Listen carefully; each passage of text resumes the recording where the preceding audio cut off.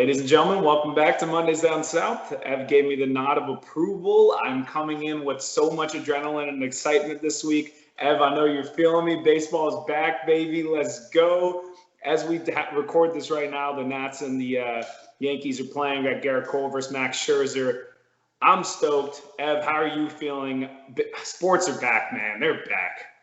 Dude, I'm thrilled, man. And obviously, baseball is my go-to, so it's great to have this one back specifically. I was saying earlier, it feels wrong as we're watching it unfold here with no fans and whatnot, but I don't care. I'm here for it. It's awesome to have it back. It's a short season, which is a bummer, but it's going to be great. It just everything feels a little more right in the world now that it's back. I don't know if you watched that little MLB clip they put together, the 4-minute snippet. That was pretty cool, of talking about how, baseball came back, all the way back during the World Wars and after 9/11, those types of things. Thought that was pretty cool. So we're here in a global pandemic. I couldn't agree more. I mean, this one's going to be a little special for us because as of right now, this would have been the halfway point in the baseball season. This would have been playoff times in the NBA. This would have been getting ready for NFL fantasy and regular season. And all of a sudden, we're just starting on the big three right now, at least the big three for us in terms of what we give a lot of ability to. But this is kind of like the jump start to all of them, right? Because we got baseball now, we got the NBA in a week. The NFL has been talking about their ideas of how to get the game going and like how they're going to approach it. I think we can touch a little bit on the NFL, NBA, whatever we want to talk about before we jump into baseball. For context for the fans, we're going to be talking a little bit about today. Our main focus, I should say, is going to be on baseball. It's going to be our predictions for division and for wild cards, as well as our predictions for who is going to end up winning the NL, AL, and win it all. And we might throw you a couple of awards, of prediction awards that we have. So we're very excited about that, especially because of how relevant it is at the moment. But we'll kick it over to NBA and NFL. Let's start with some funny news. Yesterday, Mr. Bol Bol, you want to touch on that, Evan? Yeah, well, I was going to say before we start, we should shout out, obviously, Zach's not here. We missed him on the episode. We totally blew past that he wasn't here. But this is very true. We probably should have started with that. Happy birthday. Yeah, happy birthday. Yeah, he had a belated birthday wishes. His birthday was yesterday. He's out with his parents, having some dinner. We got to give him a little bit of credit for that. I do think it was convenient that he decided to miss this episode. Just throwing it out there. Zach, when you watch this, I'm sorry we forgot about you, but when baseball, that would have been bad. That would have been bad going the whole episode, not even mentioning the fact that Zach's not here.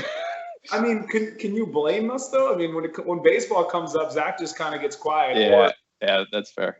Yeah, he turns into a part-time Orioles, part-time Nationals fan. All jokes aside, happy birthday, Zach. Sorry I kicked your butt in basketball yesterday or 2 days ago. Just also have to give him a little crap for that too. Anyway, Zach will be back next week for his rebuttal. We'll keep it going. Yeah. Back to the NBA. Did you see what happened with Bol Bol yesterday? I did. I saw the stat line. I mean,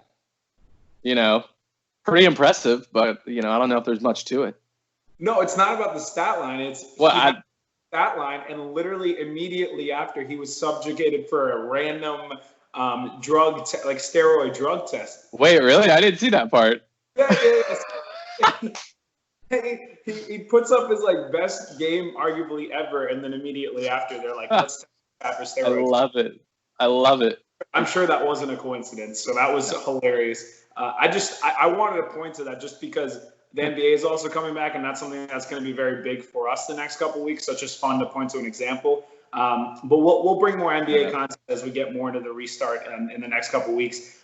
As far as NFL goes, there have been some more meetings and some more things coming about how they're going to approach the season. It looks like the players in the league have agreed to daily COVID testing for players. I think with the NFL specifically, it's going to be really interesting because there is a lot of direct contact between players. You think about the huddle, you think about quarterbacks taking snaps, you think about passing, everyone, and tackling. The premise of the game is tackling each other. So it's going to be really interesting to see how they gauge it. But it looks like the players really, really want to play, which makes me personally optimistic about them following guidelines and kind of sorting it out. And it's exciting to hear more talks about it because I'm sure everyone is just excited to have sports back because in these times when you're locked at home, I can't think of anything better to do. So hopefully that starts picking up more traction. But I just wanted to give a little shout out to the NFL because, of course, that's a big topic of conversation for us too going forward. So yeah.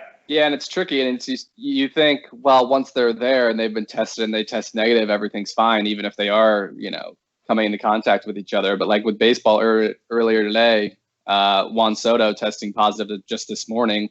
He'd been out for the last 2 weeks playing with his teammates, so you just never know when it could come up unless you're going to quarantine guys for 2 weeks before they get there, which is unreasonable. You just never know. So you're taking a risk being out there, but they're doing the best they can. You're hitting the nail on the head. I couldn't agree more. I think there's no perfect way to do it. I think everyone's just kind of trying to figure out the best way to make it happen for the players, the fans, and the sports in general. So we'll see what happens with that. I think also we could touch on a couple of names that came up today for particular organizations. We'll start with your Redskins. Ev, you wanted to let people know what they're going to be called going forward? Yep, we are – in 2020, we are the Washington Football Team. Verbatim. That's it. Original. Super original. I will say, it's silly. It's ridiculous. It's easy to make fun of. And obviously, it's hilarious. And the fact that I guess they're just oh, wow, Giancarlo Stanton looks good tonight. But sorry, I'm just I love it. Just picked up an RBI, but yeah, like they're going with the numbers on the helmets, like they're keeping the jerseys, which makes sense. But honestly, this is I think the right thing to do because like I was talking about on, last week or a week and a half ago's episode of like wanting to do a full rebrand and like really dig the roots up and completely redo it. You can't do that in 2 weeks. You're right. So you're right. Obviously you take the stopgap year. Now you have a full year to like get some feedback from alumni and whatnot and on the best name, uniforms, all that kind of stuff. And then you can really take the time to do it right. So obviously it is funny. Everyone will be making fun of it. I'll be making fun of it. It'll be silly throughout the year to see the name or just everything. I mean, they don't even really have a logo. Like if you go to like the Score Center app where it has everyone's logo, it's just blank. It's like just ridiculous. But yeah, I mean, I think it's the right way to do it, to be honest. I will say though, over the past 2 decades, it's been very easy to make fun of the Redskins for a lot of decisions they made and a lot of news that have come up. I actually agree with you that this is probably the right way to approach it for the interim. Maybe they could have been a little bit more creative about their short-term name, but I'm at least glad they're taking their honest time to think of a solid, good name because hopefully you're not going to be changing names again anytime soon. Hopefully for the next century, whatever the Redskins go with, well beyond our lifetimes, hopefully that sticks. Right? Moving on to a more exciting team name. Evan, you brought this up to me, so I'll let you address it. This is probably one of the cooler ones I've heard. Yeah, pretty newsworthy day, obviously, with baseball coming back and that Redskins news. But we also had the NHL. Obviously, we knew that there was a new franchise coming out of Seattle for the 2021-2022 season. But they finally picked their name today. They picked the Kraken, the Seattle Kraken. And they showed off some new uniforms and logo. It's pretty good. It's a pretty good name, I got to say. That's one of the more unique, cool logos and mascots I've heard of. I think the Kraken is going to be pretty exciting. I think it's going to be really fun to see what they do with that in terms of promotions and things like that. So I like that, and I felt like we had to mention it given how cool that name was. Agreed. Big fan. I think we can jump into it though. I think that we've hit everything else. It's time for our sport, man. It's time to talk about Let's do it. We'll start with our divisions. Let's talk a little bit about how the format's going to work this season in terms of playoffs.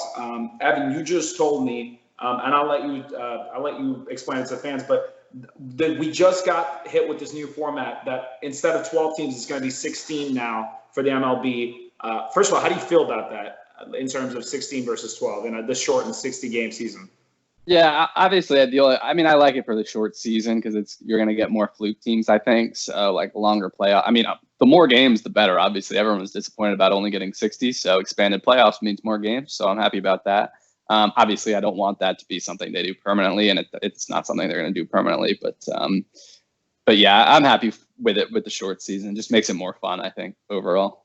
I agree with that. I think so. Interesting. When I first saw it, I was a little hesitant. I'm not a big fan of, for example, in the NBA, I'm not a huge fan of half the teams or more in the league making the playoffs. But I will say, shortened season, especially with a lot of flukes that could potentially happen.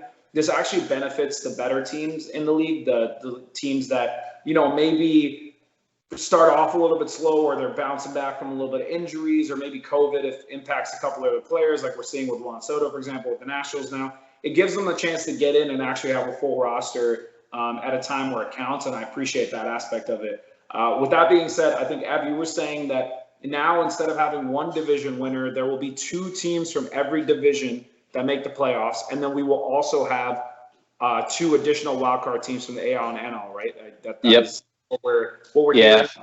Yeah. As far as how they decide what happens in playoffs go, we don't know that information. That hasn't been released yet. Our assumption is they're going to do it through seeding, and that's just going to be, the best record versus the lowest and going up. I don't know if there's going to be buys or like what's going to happen, but we won't speculate on that. We're just going to get right into picking the divisions. Let's start with the AL. I'm going to throw out your AL East to start. Who are your 2 teams from the AL East to make the playoffs?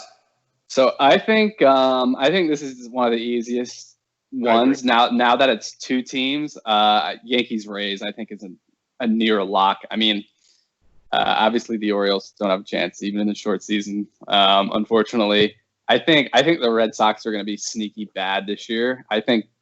I almost wanted to make a prediction. I think the Orioles might beat them just in a fluke season. I don't actually think it's going to happen, but I think the Sox are not good at all. Toronto could surprise, maybe, because they have so much young talent if they get hot, but I don't think so. So I think it's the 2 locks at the top, which I think are 2 of the top. I'll get into that later, 2 of the top few teams in baseball. But yeah, I agree with you. I think Yankees, Rays are just automatic locks for me. Even with injuries and all those aside, they both proved last season that with injuries they can still be successful, and that's why I have extreme confidence in those 2 teams to make the playoffs this year as far as the division winners.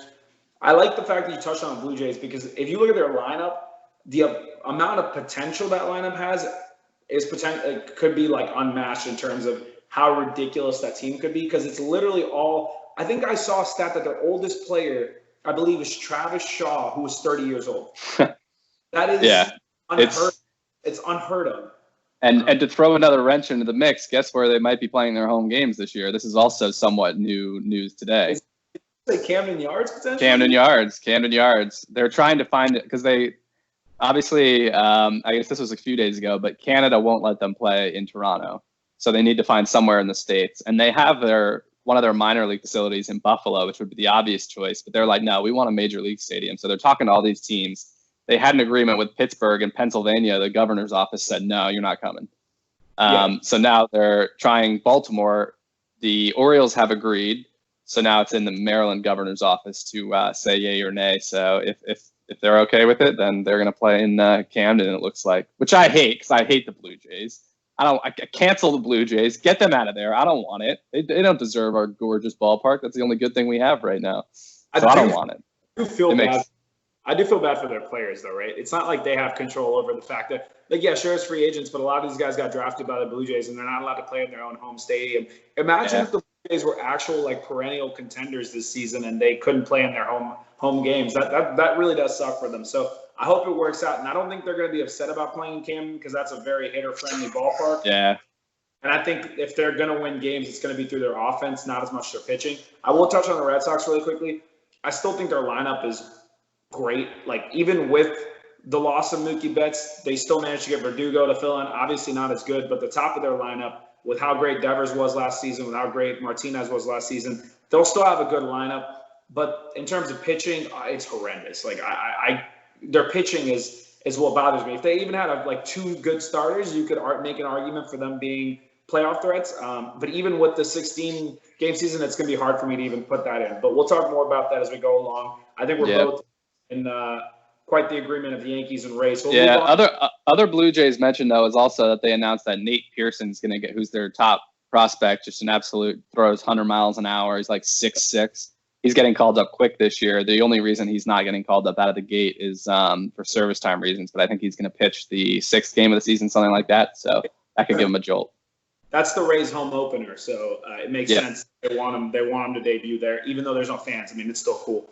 We'll move on to the AL Central. This is an interesting one. There's a couple options here. So what do you got in the AL Central? Yeah. So definitely the Twins. I like the Twins a lot still. I think they're number 1 coming out. Number 2, Indians or White Sox, I'm going to buy into the White Sox. I like the White Sox. I think that young lineup is just absolutely loaded, especially when you get Madrigal up. Really, the only weak point is second base. So when you get Madrigal up later this year, I mean, with Robert, Eloy Jimenez, they added Grandal, Encarnacion. I think it's stacked, and the pitching's not horrible. I mean, and the bullpen isn't horrible either. So I'm gonna give the edge to the White Sox slightly over the Indians for the second spot behind Minnesota. Yeah, so I definitely got Minnesota. Actually, real quick, for the previous one, do you have the Yankees in first and the Rays finishing? I do. It's like I'm in the same position as of right now. For the Central, I agree with you. I have the Twins winning for sure. Like, that's just where my money is. I believe they got better, right? Like, they didn't lose anybody. They added some starting pitching depth. They added Josh Donaldson to a lineup that was already great last season. And their bullpen, they pieced together well enough to compete last year. I think they'll be able to do the same this year. I think the Twins are a lock to win the Central right now. And these are all predictions. A lock? Oh, for me, I think they'll win the Central. Like, I have no doubt in my mind that they will win the Central, personally. I feel good about it. Yeah, I feel good about it. I mean, the bullpen, like you said, the bullpen is sneaky nasty now. Yeah. I mean, Taylor Rogers is fantastic. 100%. Duffy, May, Romo. 100%. All really solid. And their rotation is great, too. You got Barras leading off. They got a good 1-2 punch over there, and then they added a bunch of solid veterans. The Twins are the ones that got themselves, who was it, like Rich Hill and Maeda. Kenta Maeda. They added 2 Dodgers pitchers, and like now all of a sudden they have a little bit of depth to a rotation that as of last year didn't have it. And then again, Josh Donaldson, former AL MVP, last year hit over 30 bombs, hit for a decent average, good RBI guy. Added him to the middle of a lineup as a veteran, great defensive player. You take a team that was already the best team in the Central last year, and you just made them better. So I think the Twins win it. As far as my second pick goes, I'm actually going to take the Indians.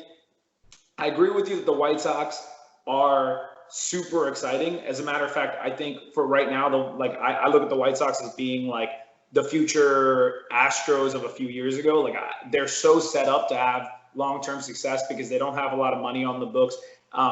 When you were talking earlier, I don't even think we brought up Yohan Moncada and Jose Abreu, who are also staples in that lineup. That lineup is absolutely loaded, but I'm not completely sold on the pitching quite yet. I don't think there's enough there in terms of the rotation and bullpen for me to feel like I'm going to pick them over the Indians. Whereas on the flip side, the Indians, their rotation is solid. Bieber had a huge breakout last season. You got Clevenger. You got Carrasco coming back, which, shout out to him, beating cancer, coming back, pitching again. And they got depth behind it. They got about 3 guys fighting for the last 2 spots. And I think those 3 guys are good enough to make up 4 or 5. But their top 3, when healthy, could rival almost anybody. So I like their rotation. And I expect Jose Ramirez to bounce back this year on the offensive front. And I love Francisco Lindor. Always an MVP threat, great young player, staple for that offense. So with those guys, the additional players on the offense and their rotation, I got the Indians. But I think the Indians and White Sox are going to be like maybe 1 or 2 wins apart. Like, I don't think it's going to be a huge difference. Yeah, so Twins Indians for me. Yep. Yeah, that's fair. I didn't like the Indians as much early in the offseason and closer to the original season start. The more I've looked at their lineup, I like it a little better. So I have no issues with that. Yep. And now we got the AL West. Who you got? Yeah, West. I think Astros definitely win again. I don't think the lineup and the rotation. It's still a loaded team. I mean, even after all the nonsense that went on, I think they'll still get it done. I mean, they'll probably be playing with a bit of a chip on their shoulder, which they don't deserve, but whatever. They'll probably win. Yep. Number 2, I'm going to go Oakland here. Oakland seems to always find a way. They have a lot of really good young pitching, which is really interesting, with Montas, Minaya, Luzardo, obviously. I think most of the team is coming back from last year, a team that was really good and has been for the last couple of years. So I'm going to go Oakland as my number 2. Cool. I'm going to completely agree with you. That's straight up for me. I think the Astros win the division. We got the whole scandal. The thing that bothered me the most about that scandal, and I said this to Evan and people 100 times, I don't think they needed to do it to win, because I truly believe that, already their pitching was great. That was always a thing. They lost Garrett Cole, but they still have the 1-2 punch of Verlander and Greinke. They get McCullers back off injury this season, and then they got depth on top of that. So and they got young guys like Josh James. Josh James, they're loaded with talent, young talent on top of their veterans, and that's the perfect storm in a 60-game season. So pitching wise, they're great. I think they might have the best offense in baseball this season. It's arguable. Okay, not the best. I'm thinking of Dodgers. Yeah, we'll wait on those guys. But I do think the Astros can rival the Dodgers in terms of top to bottom because if Correa stays healthy with their young guys coming up, Bregman was a potential MVP last season. Altuve, obviously great. And Springer, it's ridiculous. Those four alone is crazy. And then you add Alvarez, who had an amazing season last year, who's a little bit hurt right now. But if he comes back, you got Gurriel. You're just loaded up to top to bottom. So I have the Astros win the division, and I agree with you about the Athletics. I think they're pitching. Actually, you know what? I'll talk more about the Athletics later. They're going to be my number 2 for now. Uh-oh. We're going to move on. Uh-oh. What does that mean? We'll see. We'll see. All righty. NL Central. Yep. Random order to go in. Central. This is a tough one. This is probably one of the harder divisions, I would say, to pick. I think you have 4 teams that could, other than the East, which we'll talk about, but 4 teams that are all not that exciting but could all win. I'm going to pick St. Louis again, almost just by default. I guess what do we got? Most of the teams coming back should be a pretty decent roster overall. The pitching should be in decent shape. Dylan Carlson getting called up hopefully soon is going to be huge. He absolutely rakes. So that's going to give him a middle of the order bat. So I'm going to go with the Cardinals by a hair. 2. I'm going to take the Reds here. There was a lot of buzz on the Reds actually winning this division, which I was kind of surprised about. But again, you look at that lineup; it's kind of bizarre in how it's put together. It's a bunch of random guys from a bunch of different, past teams and whatnot. It's random, but they're kind of stacked. I mean, the lineup is loaded. You get Moustakas in there. You get Castellanos in there. The pitching staff is also sneaky super good with Gray, Bauer, Castillo. And the bullpen can hang a little bit too. So I'm going to go with the Reds as my number 2 out of the Central. Cool. My number 1 for the Central is going to be the Chicago Cubs, actually. I think they're almost like the post-type sleepers for me this season because of all the talk over the offseason about potentially getting rid of Chris Bryant, potentially changing things up, preparing for a future where they're going to have to start rebuilding. Well, that hasn't happened yet. Their offense is still loaded. They still got Chris Bryant. They still got Baez. They still got Ian Happ. They got a solid lineup top to bottom. They got great defense. Their starting pitching isn't great, but it's still good. You still got Hendricks and Yu Darvish up top. And if you can get a decent season from last year, all you need is a 4 ERA decent season. I think the Cubs in a short season are primed to have a good year because they have established guys who a couple of years ago were young guys and are now established veterans. We're talking about several players on their team that were MVP candidates or have won MVPs. So I actually have the Cubs just because of how crazy the season looks. I like them. After the Cubs, though, I actually also have the Reds as my 2. It might be crazy. I don't have the Cardinals as the top 2 in this division this year because outside of Flaherty, I'm not very excited about the rotation. They would need Mikolas to bounce back for them to have a little bit more rotation depth. But their starting pitching doesn't scare me. They have injuries in the bullpen. They're going into the season with Kim as their closer. Carlos Martinez, I guess, being back in the rotation could change some things, but I really liked him coming out of the pen last year. I thought it gave them an awesome weapon out of the pen. So it really depends on if he's able to come back and be a great starting pitcher again or not. And in a short season, I don't know how I feel about that. And the big thing for me with the Cardinals is their offense was not anything incredible last year. It was good, not great. And then they lost Ozuna, and now they have to make up for Ozuna. And you mentioned Carlson, but he's going to have to come up and fill big shoes. Goldschmidt's going to have to step up. I actually expect Goldschmidt to step up. But a lot of the other guys around him, guys like Colton Wong and players like that, again, are good, but I'm not excited about them. So that's why I'm a little – maybe Tyler O'Neill. There's just not a lot there that, gets me really excited. Whereas with the Reds, you have arguably a top 3 to 5 rotation if you're just talking about the starting 3, the 1, 2, 3. And I think this season more than ever, your top 3 are going to matter a lot more because towards the end of the season, you can use them more since it's a shorter season. You're not as worried about reaching innings limits or things like that. Sonny Gray had a great bounce back year last year. Trevor Bauer struggled last year, and the Reds had a pretty decent team with a good bounce back from Trevor Bauer pitching like he did 2 years ago. Pair that with Sonny Gray and Luis Castillo. You got three guys that can strike out the world and give you a solid ERA. So I'm excited about that. And they bolstered their offense by adding a lot of pieces. Not only are the guys that you mentioned earlier with Moustakas, but they added the guy, I believe it's out of Japan. I can't pronounce his name, so I'm saying the guy. Ayukuma or something. Yeah. Looks like he could provide some support to that offense. So I like those two. I'm a little bit out on the Cardinals. The Brewers get Yelich back, which excites me. But again, that's just not a rotation I'm excited about. Josh Hader and that bullpen is filthy, but I don't know. Yeah, I don't disagree with you necessarily taking the Reds over the Cardinals, but I do think there's a lot of players in that lineup that are a little maybe underrated. Like I think Colton Long's going to have a really good year. If you slide him into the leadoff spot, I think his run stats go up a lot. He's going to steal a good amount of bags. I think he's a solid player. I think he's going to have a good year. I think Dylan Carlson, I think the second he gets to the big leagues, he's going to rake. This guy's bat is ready. He is a stud. That's tough to do, though. Like, how often do you actually see that happen in baseball, especially with all the weird dynamics that are happening this season? That's why I'm not as excited about call-ups this season, because they literally have a quarter of a season, especially if they're coming in, a few weeks in.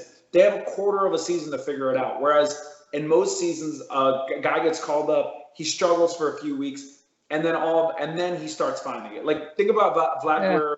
Think about Vlad Guerrero last year. He's like one of the most highly touted prospects ever. Yan Moncada. Those guys needed time, even though they're just as good as prospects with Carlson, if not better, right? That's the way I look at it. They're still everyone's different though. Some guys come up and hit from the jump. I mean, I don't know. I don't know. You don't. I think he'll be ready to go. You don't see it as often, but that's fair. And the other thing I think that's getting a little bit slept on is Ozuna and Jose Martinez was a solid hitter for the Cardinals over the last couple of seasons, even though defensively he was pretty terrible. Him not being there as insurance is also big. They just don't have as much depth as they did in previous seasons in terms of lineup. So that's another thing for me. But they can be flexible though. Tommy Edmonds, another guy I wanted to shout out, had a really good rookie year that last year, kind of unexpected. He's a guy you can move around to a bunch of different positions, and then rotation wise, Dakota Hudson's another name that's pretty good. So Hudson. But no issues with the Reds pick though. So where do you want to move to the? Did you skip the East on purpose? So you want to go West? Yeah, that's fair. Because we started with your division, and I wanted to end with mine. I figured that'd be a cool way to do it. So fair enough. We're gonna go NL West. You know what? You've started with the predictions for the rest of them. I'll do the West and East first. I'm gonna go Dodgers to win the division. I'm not even going to talk about that yet. We could talk about that later. We know they're going to come up plenty in the playoff conversation. Probably the best team in baseball. Again, we'll talk about it more going forward. Actually, you know what? The one thing I will say is they were already the best team in baseball coming into the season. They added Mookie Betts.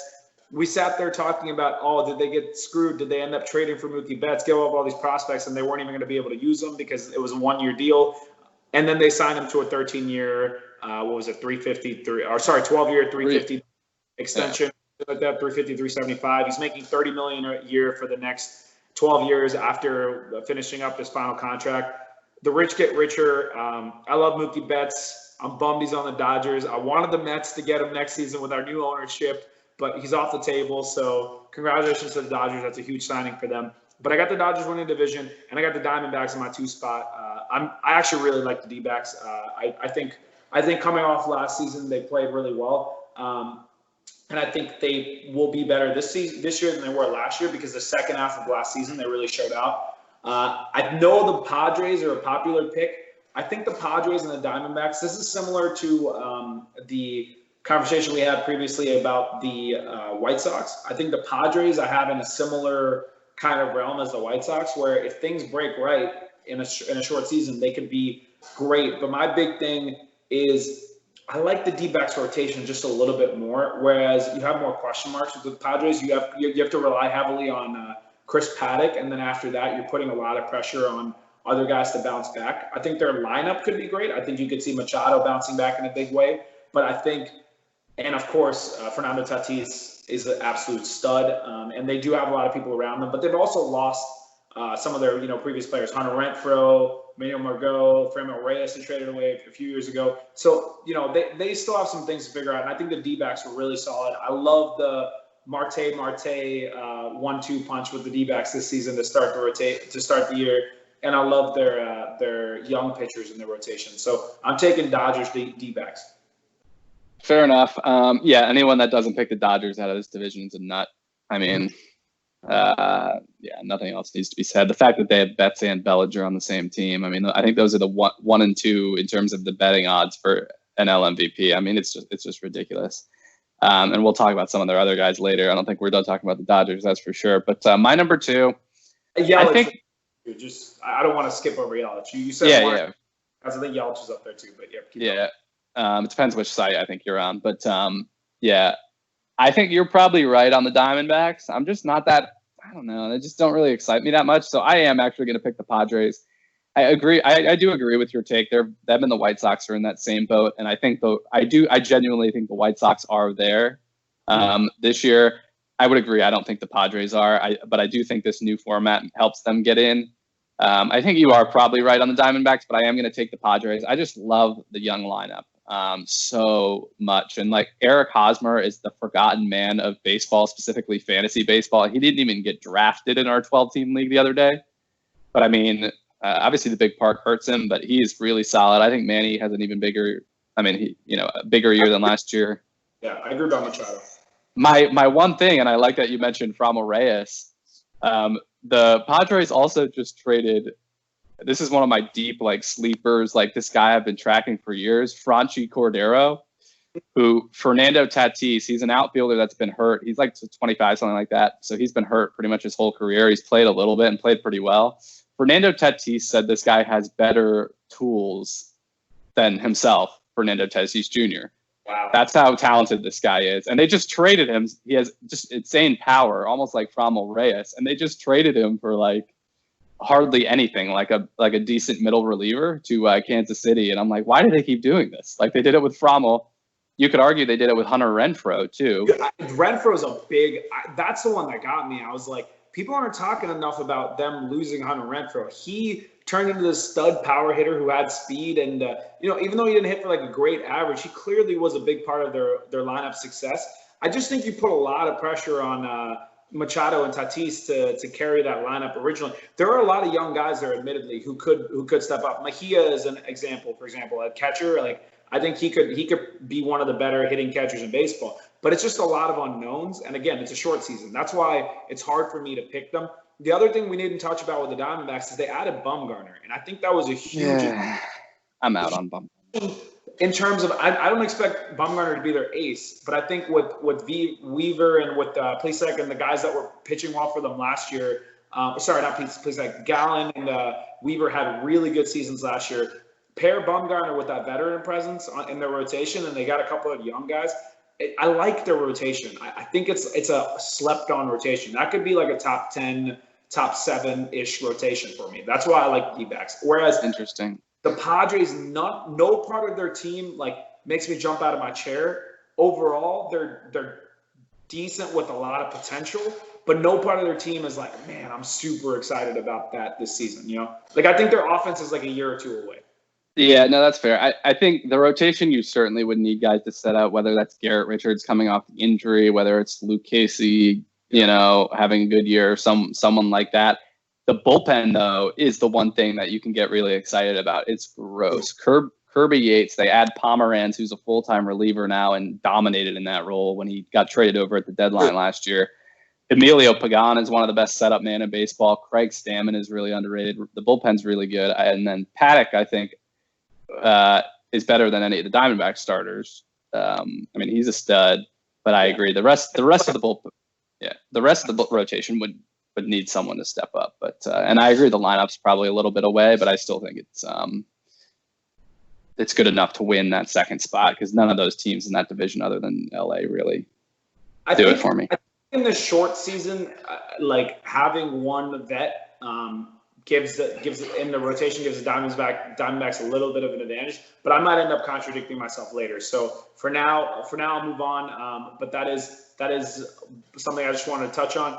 NL East. I'm actually going to let you go first here. Like I'll close out with my division, especially with me rocking Jersey over here. So go ahead. Yeah, so we were talking in our group meet for about like an hour, where all of us were just going back and forth on the NL East about this team's lineup and that team's lineup. So, and my line in there was, after all that conversation, the bottom line is I have no idea how this one's going to turn out. I think there's 4 teams that could win, 4 teams that could end in 4th. 4 teams that could end in any other than the Marlins. Sorry, Miami, but 4 teams that could end in any number of spots, which makes it really hard to pick. So, I mean, I've considered the only one that I didn't really give a true, like, at one point or another over the last few weeks, like, consideration that I genuinely think they're going to win is probably the Phillies. Not that I'm saying they can't, but I just think the other 3 teams I genuinely one day or another was like, all right, I'm going to pick, them. But so I'm going to leave the Phillies aside as well. I'm just going to go with the Nats in number 1. I'm going to take pitching. They have the best pitching by far, I think, especially with some of the injuries on some of the other teams. We've been talking about their lineup, especially with Soto. Assume Soto I think he's going to be back quick. It could have even been a false test this morning, given that he tested negative over the last few days. But even if it's not, he's asymptomatic. I think he's back quick, which is the key to that lineup, having that big bat in the middle. And I think there's enough veterans there. The bullpen, I think maybe trust the most of these teams. Really? Maybe I'll say trust the most. I don't think it has as high of an upside as, say, the Mets bullpen, but I think the Mets have a lot of question marks and guys they need to bounce back. Whereas I'm pretty confident in the back 3 of the Nats. So I'm going to take the Nats at 1, and then 2. The Braves are like my favorite team, non-Orioles team right now, but I'm going to take the Mets actually at 2 instead of the Braves. I think the Mets lineup is deep, and I love the bench as well. The bench is really impressive, given teams having all these injuries and COVID cases and guys sitting out. Like, really strong bench. Stroman should hopefully. I won't take your thunder on the Mets, obviously, but I think Stroman comes back. The pitching's good. Good enough, obviously, DeGrom. And then the bullpen, given that it was so down last year, usually bullpens alternate kind of. I would like to think that means really good things for guys like Edwin Diaz, Betances, Familia. And if you get all those guys going, obviously Justin Wilson, Seth Lugo's a stud, then you're talking about a nasty bullpen. So there's a little more question marks I have with the Mets, so that's why I keep them at 2, whereas I trust some of the veteran leadership and been there, done that of the Nats a little bit. So I'm going to go Nats and Mets in that order. Yeah, and this is going to sound crazy because I want to avoid bias. I'm going to tee it up with that. But at the same time, I'm trying to think about what it means in the 60 game span. I think more than ever, and this is weird for me to say because I've always been a proponent of pitching. I mean, that might be my own bias because if the Mets ever had a chance in the last decade, even the 1 year we made the World Series, is because of pitching. And I've been a huge fan of pitching. But I think in this short season, more than anything, bats are what matter, in my opinion, just because I think pitching, it's once every 5 days is when your big guy goes out there, and it's only a 60-game season, so they don't have as much of an impact as a normal season where they get as many starts unless you're using them more frequently. I think bats is where I'm putting the most of my energy into in terms of when I consider teams and their success this year. I think that assuming a bullpen can supplement decent pitching, right? Because to be honest with you, if Stroman was healthy, I actually was going to pick my Mets to win the division. I know that sounds extremely biased, but for me, a big part of that was depth. However, my division winner this season is going to be, I think I'm going to pick, I keep going back and forth on this. But I think I'm going to pick the Braves, man. I do. I don't love their rotation, so that part of it sucks. But I think their bullpen is good enough to, even though they have some losses, I think it's good enough to patch it together. But that offense is so nasty. It's really hard for me to pick against them. And the other thing with the Braves for me is the last couple of seasons, every year I want to pick against them. But they end up winning the division because of that, because they just hit. And I just expect them to come out, and I expect them to hit. I know they lost Josh Hamilton, but they got Ozuna back. And it honestly pains me to make this pick because overall, I don't think they're the best team in the division. But in this shortened season and with the success they've had the last 2 years, if you look at the Mets and the Nats last year, for example, we were incredibly streaky. The Nationals, to start the season, were what, like 15 games or like 12 games out of first place? Like, if they had a 60-game season last year, the Nationals wouldn't have made the playoffs, and then Mets wouldn't have made the playoffs. As a matter of fact, we both would have finished as bottom 10 teams in the MLB last year.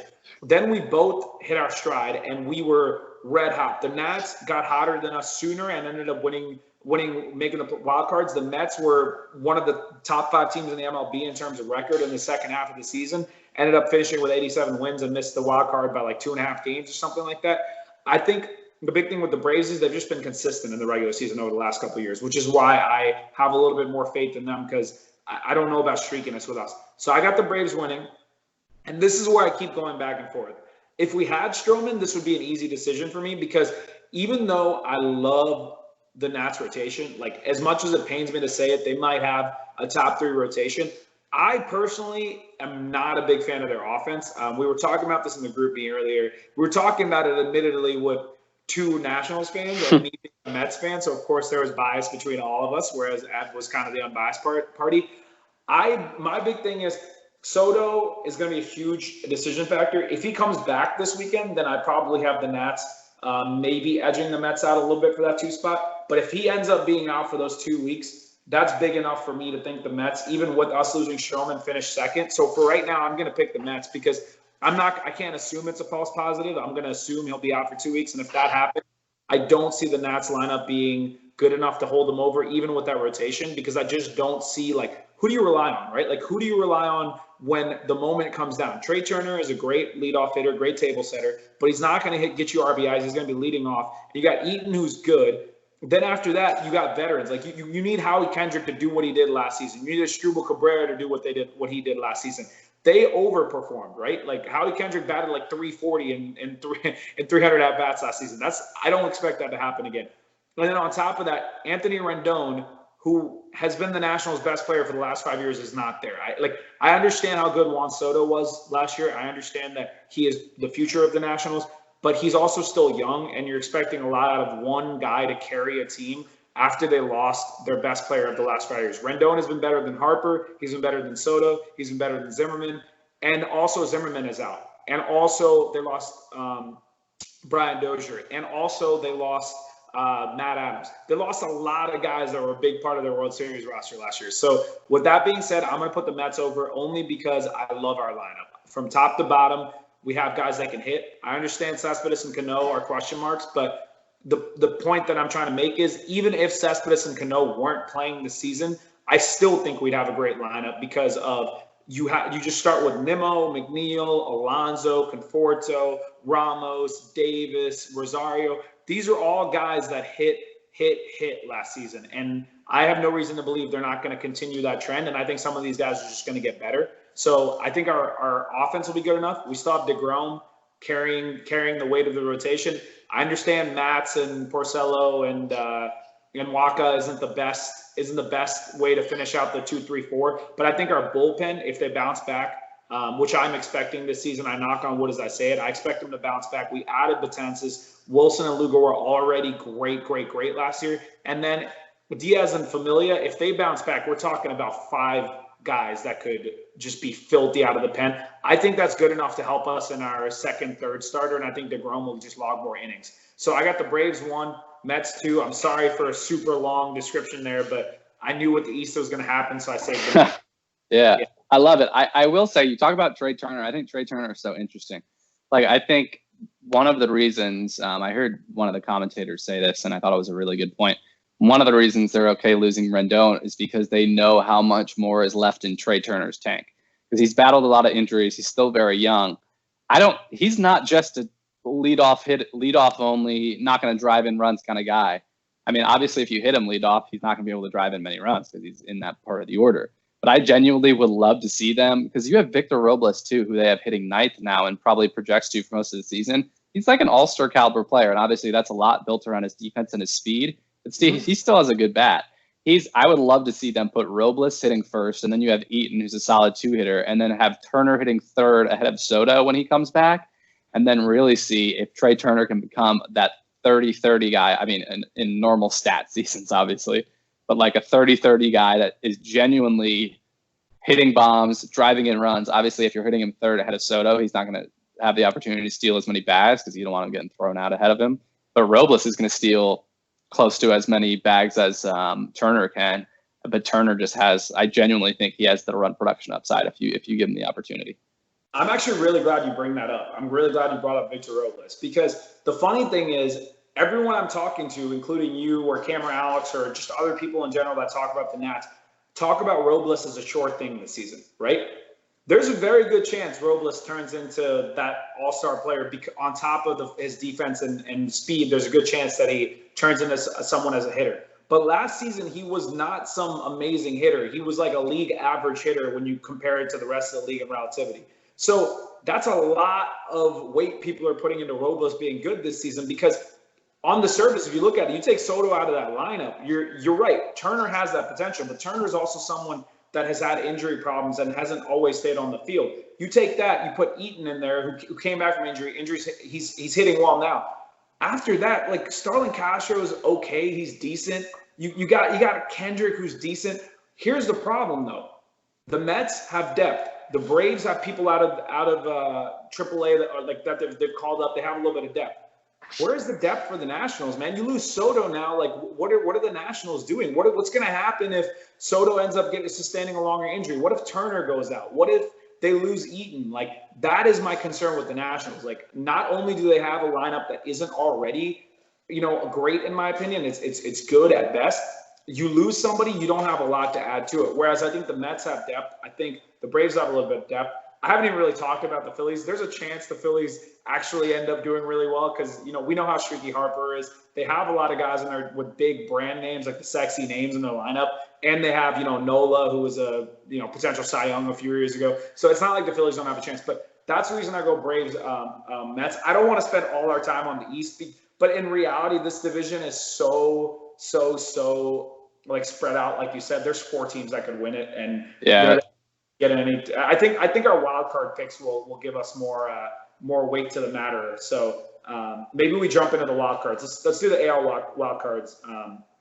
You want to start? Who do you got? Yeah, AL. Let me think here. So my first one is the team I left out of the Central. Like I said, I don't think anyone else in the East is scary this year.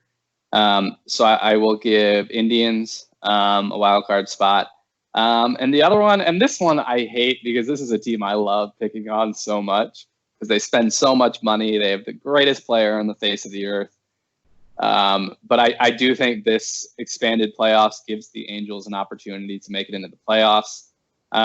Really, I don't even know who. I mean, like I said, the Red Sox, Blue Jays, maybe, but I personally don't think so. The Royals, Tigers, definitely not. And then out of the West, Texas, maybe. I guess maybe is the other team you can consider. So I'm going to give it to the Angels as the last team in, along with the Indians. Yeah, this is kind of why I don't like the 16 team to a certain extent. Yeah. Like the Angels, who that's a perfect example. Like I was thinking about them. They're a team that just seems to allocate resources in a way that's awful. They really, really bother me because Mike Trout is probably the most deserving player of a championship before he retires that there is. All he's done since he's come up is be exceptional. He's going to be the greatest player that we've seen in our lifetime. Like, I have no doubt about that. So to see him come up, do everything that he's done, and not be given the correct pieces to win really bothers me. They add Rendon, who's an exceptional hitter, somebody who, even with the success he enjoyed last year, I think is still underrated because people haven't really paid attention to how good he's been throughout his career. But they did nothing about the rotation, man. Like, that's always been their problem. Their pitching has been their problem. And they spent all this money on Rendon, but didn't add depth to the lineup. Yet, I'm with you. I think we have the same playoffs, even though we don't have the same division winners. I have the White Sox and the Angels getting in as the additional wildcard teams on top of what we already picked. I think our only difference was we flip-flopped the White Sox and the who was it, the Indians? Yeah, I think I had the Indians. So I have the same playoffs there too.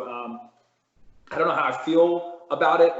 I feel like I have to pick the Angels as the last one, like you said, because I really don't see any of these other teams making it. The Rangers are sneaky in that they got some good young players, but I'm not like banking on them. Not super excited about their rotation. Their pitching is gross, actually. I mean, like, Kluber, Lynn, Minor.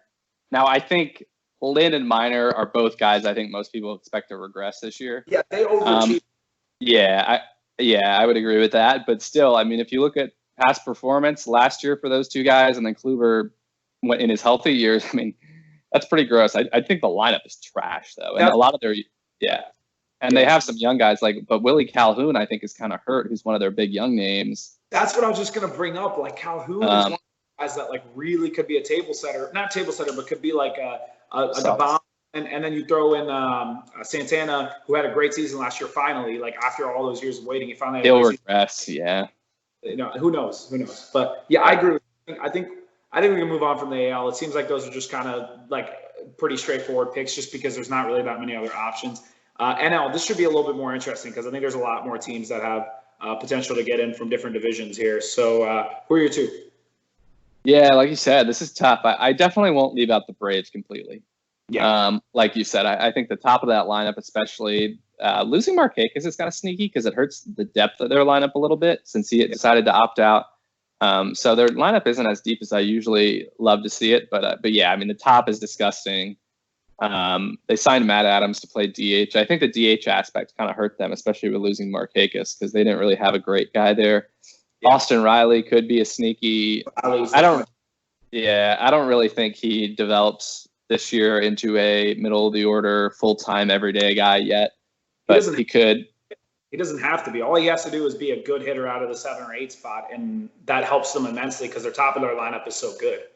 Yeah, and I actually kind of like Johan Camargo as a player who I think projects to play a lot at third base, almost in a platoon role with Riley. So obviously the lineup's gross. Soroka's really good. I like Max Fried, Fultonevich.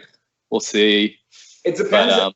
It depends a lot on what Cole Hamels' outlook is. Like if I don't know.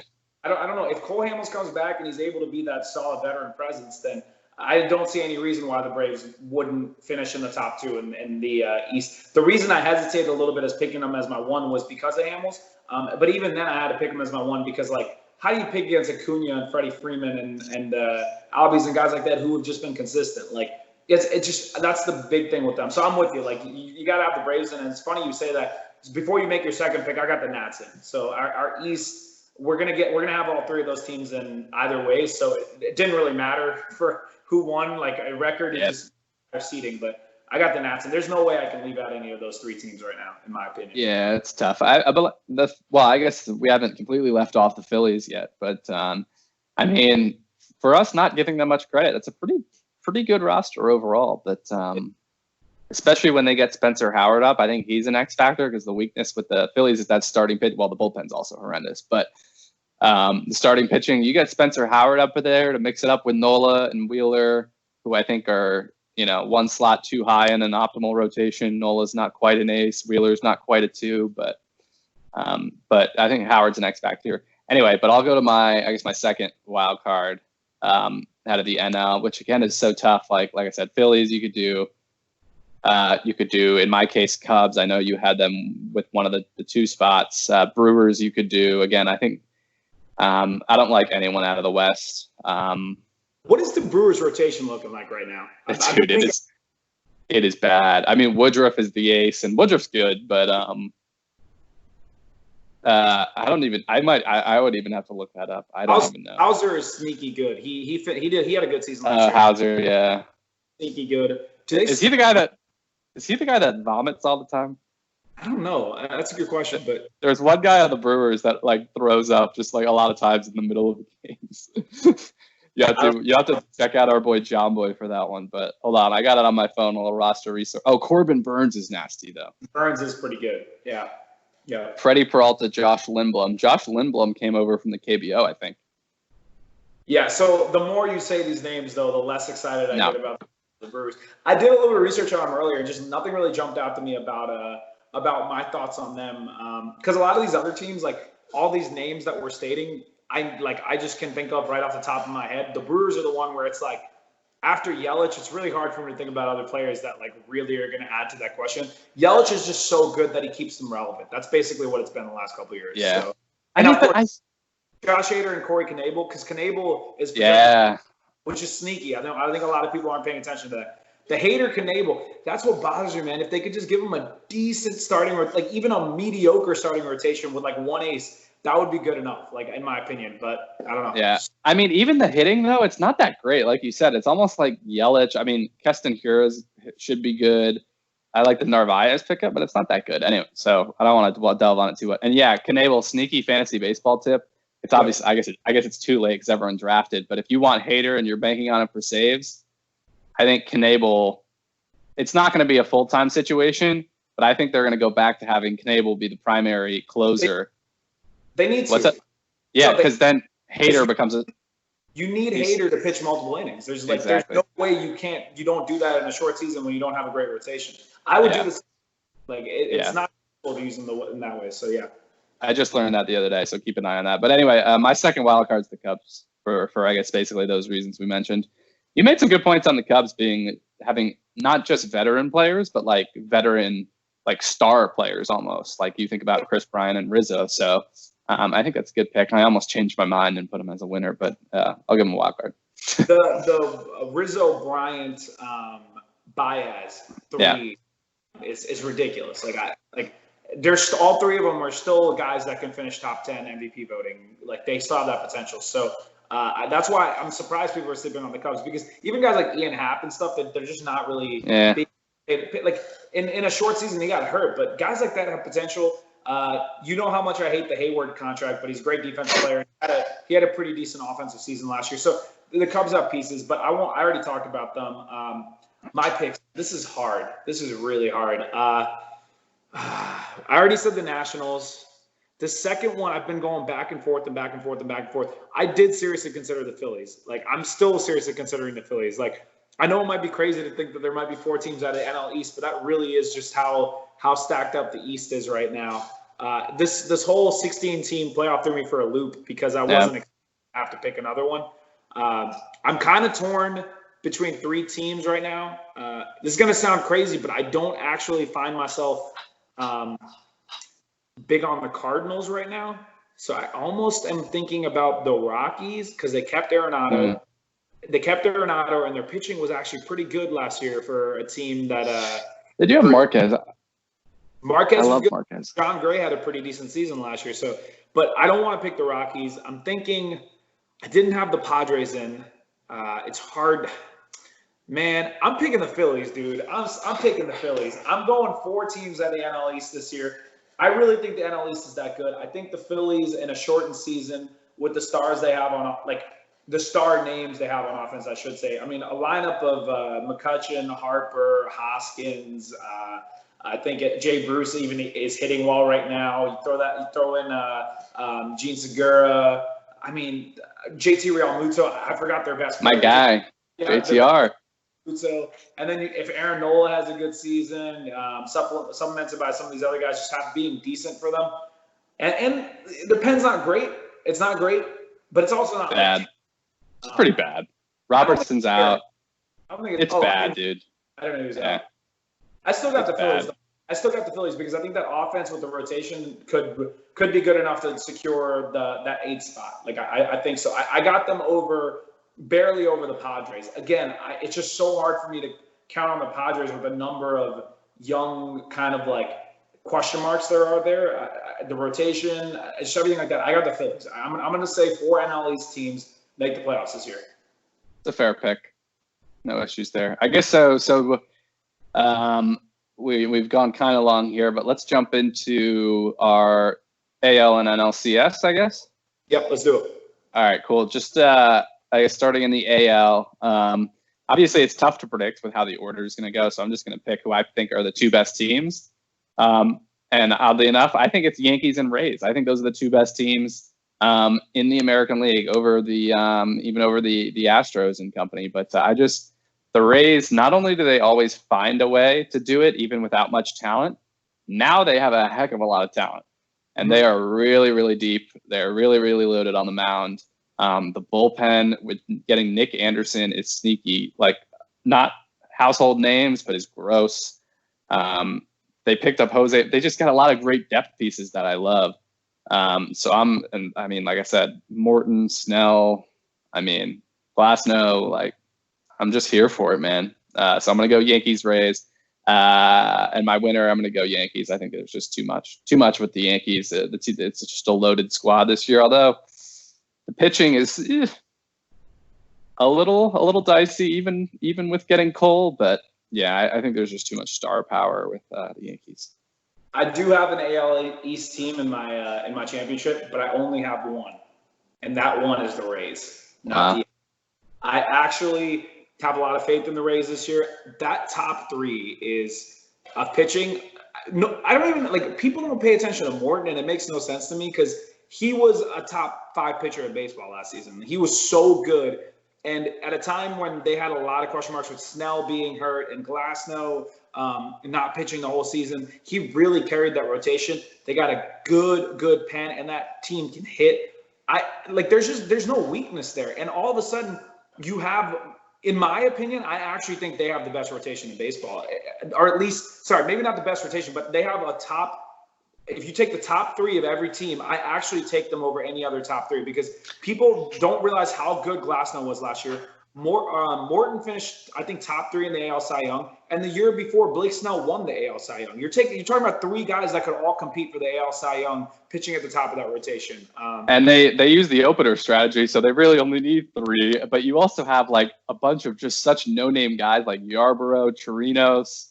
I couldn't even give you stats offhand, but I know they were pretty good. So those random guys.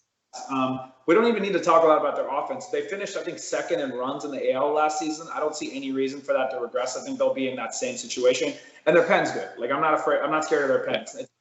It's not bad. It's not like the best pen, but it's good enough with everything else they have. So I got the Rays. This is the one that I kept going back and forth on. And actually, the 2 teams I was deciding between were the Oakland Athletics and the Minnesota Twins.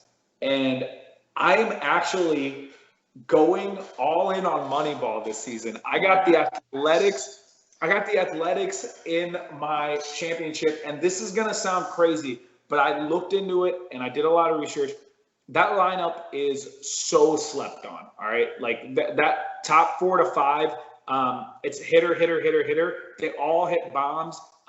People don't even know who Marcus Semien is. Like people like don't pay any attention to players like that. And year in and year out, the Athletics keep making the playoffs, and I don't know why people aren't paying attention to them. The biggest problem with the Athletics last season was their starting rotation because they got into the playoffs and you were sitting there wondering like who the hell was going to pitch for them after everything was said and done because they had injuries and were trying to figure it out. Now they got a bunch of young guys that I really like Montez was really solid for him. If you go look at the rest of the rotation, the guys that finished the season off last year, they're solid, and they're adding people like their young guns on top of the fact that they already are coming in with some more established players. I'm super like Luzardo is coming in. I'm just like so excited about the rotation getting better. And again, between that offense and that rotation and the fact that they play a statistics-based game, I really think that could translate in a short season, and I think that'll carry them to the AL championship. But I don't think they're going to win it. I think the Rays are going to win in the AL. I think the Rays are going to the World Series this year. I'm actually super excited about the Rays. I think they're probably, even after how well they did last season, I still think they're the most slept-on team in the MLB as far as like top to bottom goes. So what you said, they probably are the most well-rounded team in the game. The Rays. I mean, now that you mentioned that, I mean, all 3 parts of their game, really, really solid. I guess not including defense, but which I'm sure is fine there as well. The thing with the Yankees is health. They're not deep, and it's really hard for me to predict that they'll be healthy. Their starting rotation is beat up. If Giancarlo or Judge goes down, I don't expect the same kind of production out of people like Urshela and people like that who stepped up big time last year. So I'm a little out on their depth. That's the real reason I don't have the Yankees. If they stay healthy, I definitely have the Yankees in the AL, but I just don't predict that health, which is why I got them. I got those 2. That's the way I actually kind of like their depth, but Tyler Wade is playing tonight. Is pretty good. Clint Frazier is around there. He's going to be wearing a mask while he plays. But anyway, so Yankees, Rays, respectively. I'll go to the NL. I haven't thought too much about this, actually. Dodgers, 100%. Yeah. So I got to pick a second team to play against them. Yeah, that's been the hard one for me, too. I don't think it really matters that much, but Let's roll Mets here. What about that, Sai? I didn't pick them to win the division, but let's say the talent comes through and the Mets find their way there, especially because by that time Stroman will be back. You'll have figured out the pieces. Yeah, the pieces. Yeah, true. By that point, you will have. I mean, not all the question marks are going to pan out, but at least by that point, you'll know, right? You won't be playing guys that aren't going to work for you. And like you said, they have enough depth to where, like Dom Smith could definitely be an everyday hitter in a lineup or whatever it may be. Like guys Jed Lowry is going to come back, I think, right, as a good depth piece. So why not? Let's give it to the Mets. But to be honest, it doesn't matter to me because the Dodgers there's no way I'm picking anyone above the Dodgers. I mean, it's just the lineup when Gavin Lux comes back. I mean, Bellinger, Betts, Muncy. I mean, it's just it's ridiculous, man. I mean, Gavin, Sieg, come on. And then the pitching. I mean, Kershaw, Walker Buehler, two guys that are going to be in top 5 Cy Young. Bullpen, Jansen's a little sketchy sometimes, but he's solid. Pedro Baez, good setup. I mean, it's just Blake Trinan, dude. Blake Trinan. Oh yeah. If Blake Trinan bounces back to his athletics form, you're talking about just a filthy pen. Yeah, I'm with you. The Dodgers are going to win no matter what. The second team, if we had Stroman, I actually wanted to pick the Mets too because in previous years there would have been a lot of bias. This year, I actually believe we have the potential to. So if Stroman comes back, it's the Mets. If Stroman doesn't come back, it's the Braves. I'm between those two. I actually really think that one of those two teams can make it. I think the Braves might be able to figure it out and get there this year if Stroman doesn't come back. I won't talk too much about that because I talked a ton about the East. The crazy thing about the Dodgers is last year I already thought they were the best team in baseball. This year I think they're even better. Even though Kershaw starting the year on the IL, I think their rotation after trading away Maeda and Rich Hill and I'm forgetting one other person, Hyun-Jin Ryu. I actually think it's you imagine. Yeah, I think Julio Urias he's waited long enough. Every time he goes out there and pitches, he's one of the better pitchers in baseball. He's a top half pitcher in baseball, and yet somehow he hasn't really gotten that full potential yet. Rich Hill, year in, year out, not Rich Hill, I can't believe I'm forgetting his name. Who's the guy that always fills in for them? Ross Stripling. Oh, yeah. Stripling's good. Every damn time he's good. You even have guys like Dustin May who could be starting in pretty much every other rotation as a depth piece who's going to be pitching now with Kershaw out. And you talk about Kershaw and Buehler. They have probably my favorite rotation in baseball from top to bottom because they also have depth. Like if you lose a guy, they have somebody else that can fill in and be a great starter. Their bullpen, I think Trinan bounces back and they have a filthy pen. Even if Jansen isn't great, Baez and Trinan are good enough to hold their own. And then they're hitting. I mean, come on, bro. Like every position is so good. And then on top of that, they have depth. They can just bring people up and throw them in. And the one thing with the Dodgers that pisses me off is if somebody gets hurt, they'll throw a guy in that isn't even a top prospect, like Muncy, for example. And then that guy will just turn into a really good hitter. It makes no sense. It's frustrating. But I digress. The Dodgers in the World Series. I'm just going to go right now. I got the Dodgers winning, dude. I really wanted to pick the Rays, but I think the Dodgers are going to come out there with a chip on their shoulder after what's happened to them the last 2 seasons. They played 2 teams the Houston Astros were not allegedly. They did cheat. And the Red Sox allegedly and most likely also cheated. And both of those World Series they lost. I think the Dodgers are going to come out with that chip on their shoulder. They have Mookie Betts, who is actually my AL MVP pick. I'm just going to throw it out there now. With that, combined with that rotation, they're going to go in there and they're just going to play their asses off. I expect it to be a close series between the Dodgers and the Rays, but I got the Dodgers winning. It's chalk this year for me. Yeah, I hate to be boring here, but I have the Dodgers winning as well. Everything you mentioned. I do love that you called out their depth because their bench, if you put together a 5-man bench there, is hilariously good. I forgot to mention Will Smith, who's going to be an elite catcher in this game. Oh, good. But your backup catcher is Austin Barnes, who also can play other positions on the field. He's a beast. Kike Hernandez is probably the best platoon player in baseball right now. Yep. And then you talk about the next Matt Muncy. That's Matt Beatty, who came on in last year. He's the next Max Muncy. Chris Taylor, beast. Dude, pisses me off to hear this. It drives me crazy. I'm excited about the Mets depth, and then you hear about the Dodgers, and you're like, what? What can you do, man. It's unfair.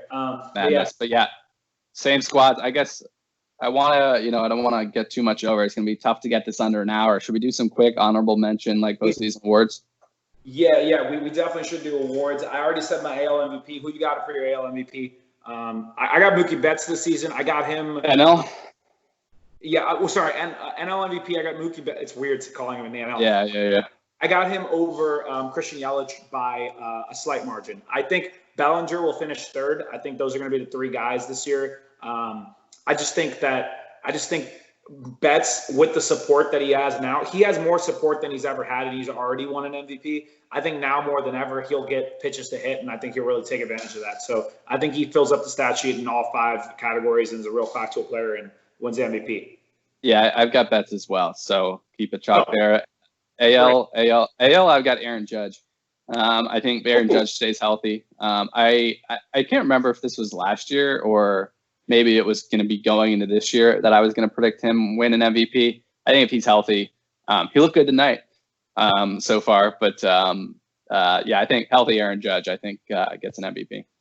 Yeah, I'm not big on Judge only because I don't know if I trust him to be healthy. And even if he's healthy, I'm not picking against Trout, dude. Like if Trout plays the full season, he's my MVP. It's as simple as that. I meant to say in the NL, my top 2 are my top 3 are actually Betts, Yelich, and then Acuna. Well, I don't know why I'm sleeping on Acuna. But in the AL, it's Trout. And if it's not Trout, I'm probably gonna go Francisco Lindor. Those are my 2 guys in the AL. I don't know. I'm not big on Judge just because I don't have a lot of faith in that. Let's move on to Cy Young. AL Cy Young. Who you got? AL. I just thought of this earlier, but might have to come back. NL is DeGrom for me 100% though. I think now that he has a lineup, the only problem with him before was like, is he going to win enough games? His win numbers tended to be down. Yeah, he still would. Yeah, easy DeGrom. You do yours. Let me think of who I had for AL. All right, my 3-time Cy Young in the NL is going to be Jacob deGrom. He's going to do it three times in a row, knocking on wood. I'm going to be super excited. Please stay healthy. Please do it. Knocking on wood again. Love deGrom. Actually, in the NL, I'm going to go Glass now. I'm going total reach here. Wow. I really believe Glass now has the stuff.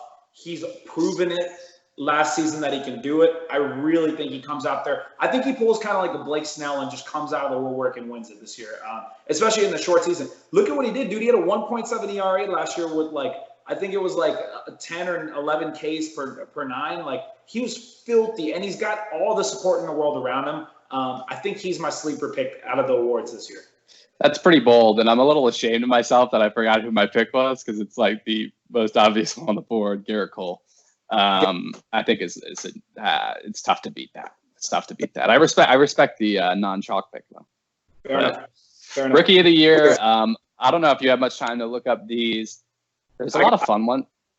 Yeah, there's a lot of fun ones. I think. I guess mine are. I don't know. Luis Robert for me in the American League. Obviously, he's starting out of the gate. He's had a nice summer camp.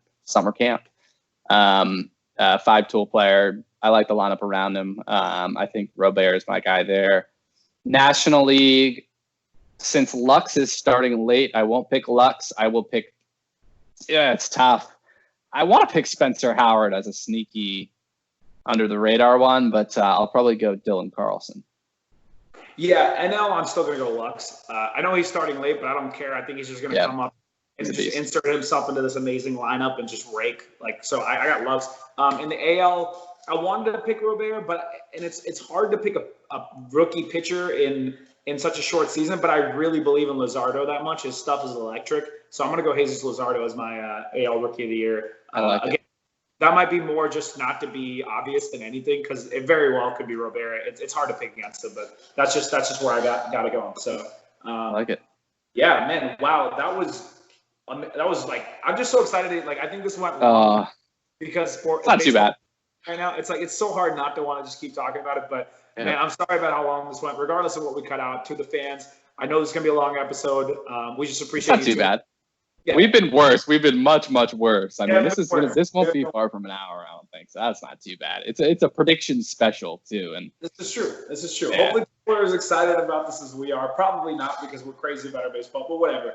Either way, Thank you all for tuning in. Ev, you want to sign us off? You got any last thoughts? We're not going to call it over there. Yeah, no, thanks everyone for listening as always. Please subscribe if you enjoyed the content. It means a lot to the channel. Check out the Instagram page, which we rolled out last week. You can see like bloopers, previews of upcoming episodes, stuff like that on there, and maybe some personal content from ourselves, just some fun stuff. You can check us out on there. But that's it. At Mondays Down South. Let's go Mets. Let's go baseball. Go Birds. Go Birds. We'll see what happens. Worst record in the MLB. Let's go Orioles. All right. Yeah, just thrilled to be back. Peace. Take care, guys.